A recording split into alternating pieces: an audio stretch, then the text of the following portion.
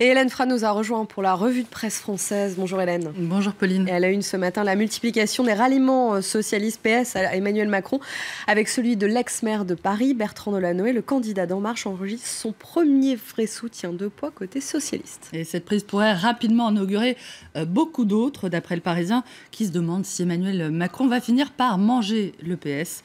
Une cinquantaine de parlementaires ont déjà franchi le Rubicon. Le ministre de la Défense, Jean-Yves Le Drian, aurait des fourmis dans les jambes. Le nom de Jean-Marc Ayrault reviendra souvent. D'après le Parisien, beaucoup à gauche estiment désormais qu'Emmanuel Macron sera le meilleur rempart contre Marine Le Pen. Bref, que voter pour l'ex-ministre de l'économie, c'est voter utile.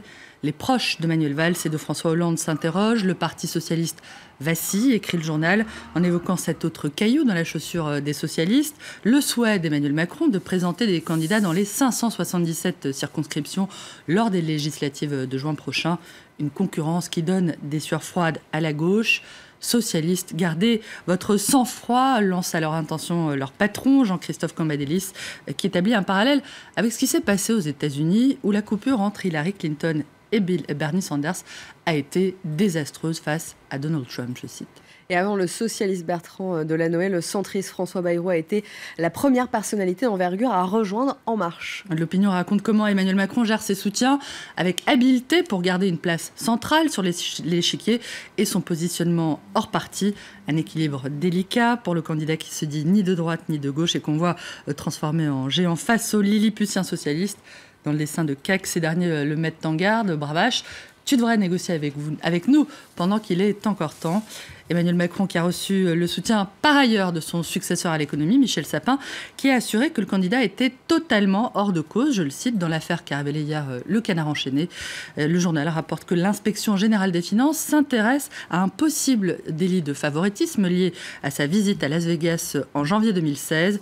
Emmanuel Macron, qui était alors ministre de l'économie, y avait rencontré des entrepreneurs français des nouvelles technologies lors d'une soirée très chic présentée par le Canard comme une opération de séduction montée dans l'urgence à la demande expresse du cabinet du ministre et confiée au géant de la communication Havas, sans qu'aucun appel d'offres n'ait été lancé. D'après Le Monde, le parquet national financier dit attendre plus d'informations pour envisager d'éventuelles poursuites.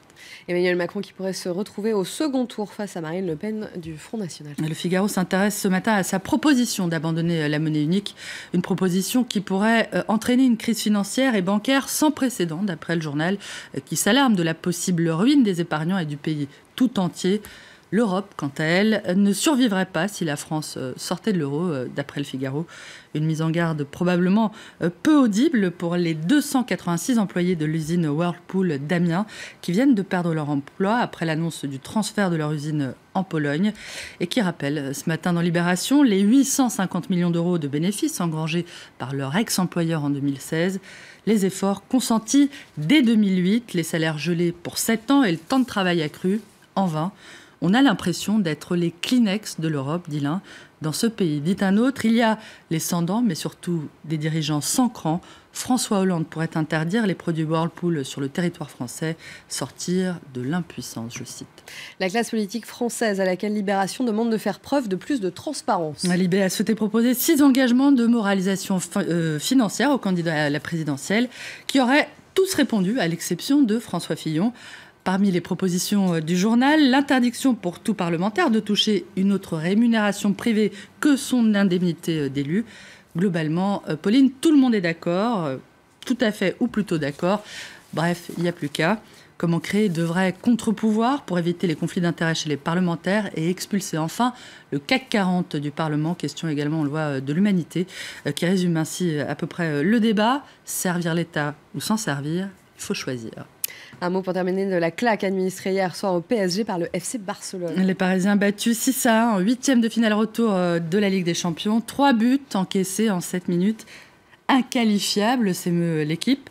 Paris n'est plus magique, Paris est tragique, écrit le journal, qui n'arrive visiblement pas à s'en remettre. Il ne fallait pas monter aussi bas si c'était pour monter aussi haut si c'était pour descendre aussi bas. Il ne fallait pas nous faire rêver il y a 3 semaines pour nous abandonner ainsi en nous laissant stupéfaits, interdits face au spectacle de cet effondrement et de cette déliquescence, je cite. Revient Zlatan, s'écrie Le Figaro, tout aussi bouleversé. Après son succès 4-0, le Paris Saint-Germain rêvait en grand du Graal absolu, soulever rapidement la coupe aux grandes oreilles, raté encore, après une gigantesque déception, un naufrage total. Complètement. Merci beaucoup, Hélène. Restez avec nous.